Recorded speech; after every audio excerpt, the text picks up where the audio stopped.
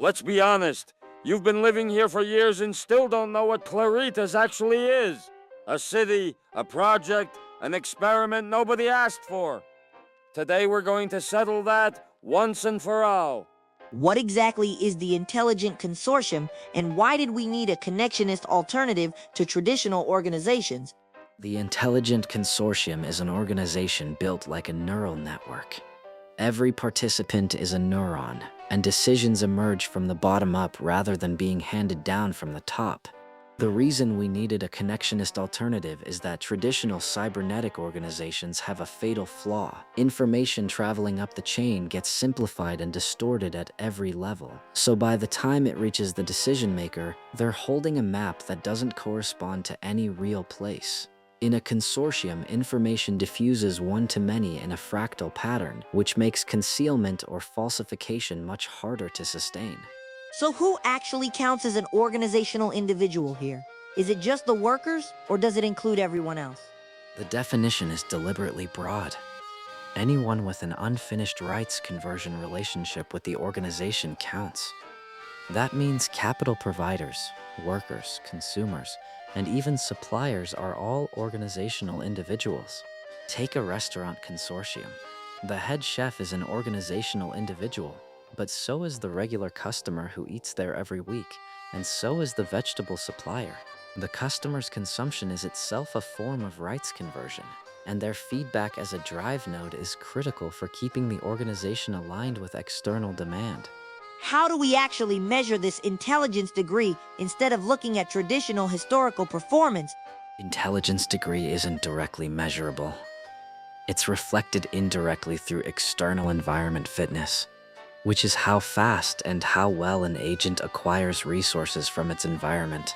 A higher intelligence degree means reaching an optimal fitness state in a shorter time.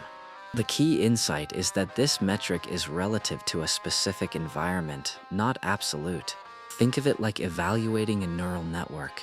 You don't look at its past training scores, you look at its architecture, neuron layout, activation functions, dropout structure, and assess its intelligence potential.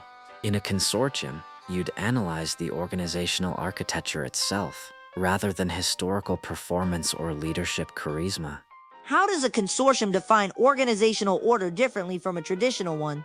Traditional order means compliance, bottom-up obedience to commands. A consortium redefines it entirely. Order means the whole process of aligning with the external environment to acquire resources and internally completing rights conversion among organizational individuals actually works. The crucial difference is that the evaluation of order already encompasses are we earning from the outside world. If no one buys your product, you're not orderly, no matter how obedient everyone is internally. And here's the baseline. Under good order, every organizational individual's basic rights conversion goals must at minimum be fulfilled. This isn't idealism, it's a structural requirement baked into the institutional module. What is this constitutional baseline of Claritas, and why can't members just vote to overturn it? The constitutional baseline consists of 5 immovable rules. Things like all ledgers being public and Shokin never being additionally issued. They can't be voted on because if they could, the system would have a legitimate path to abolish itself through democratic procedures. Think of it like this. You can't have a vote on whether votes should still count. These 5 rules are the floor beneath which no individual can be crushed. They're what allow the creators to exit without the whole thing sliding into a leviathan that monopolizes ledger interpretation or rewrites souls. How does one-to-many information diffusion actually prevent information distortion compared to traditional setups? In a traditional setup, information travels up a single chain of command. Each middle manager filters, summarizes, and inevitably distorts what passes through. By the time it reaches the top, the map doesn't match the territory.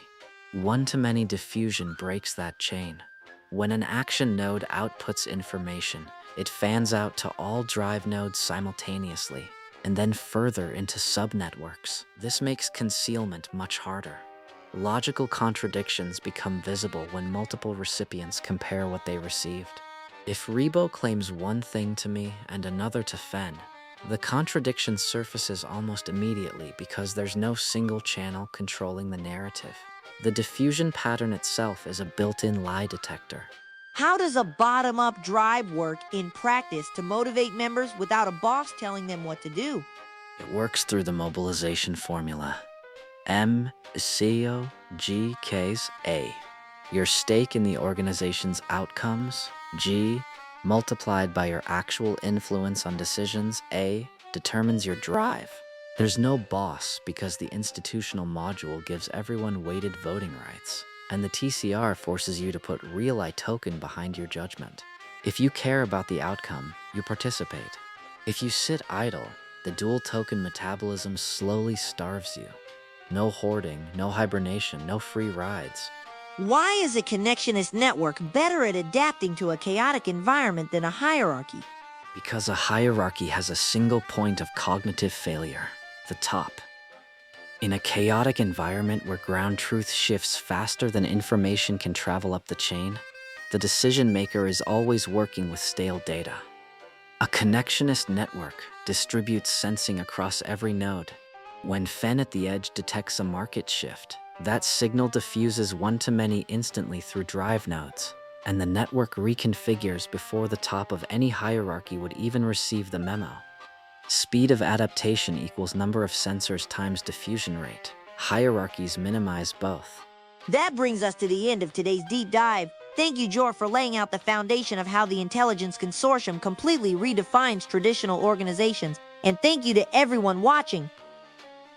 Here's the thing about traditional organizations. Information travels up, distortion travels down, and by the time the boss makes a call, the map no longer matches the territory. Bun and Jor spent this episode explaining why that's not a bug report.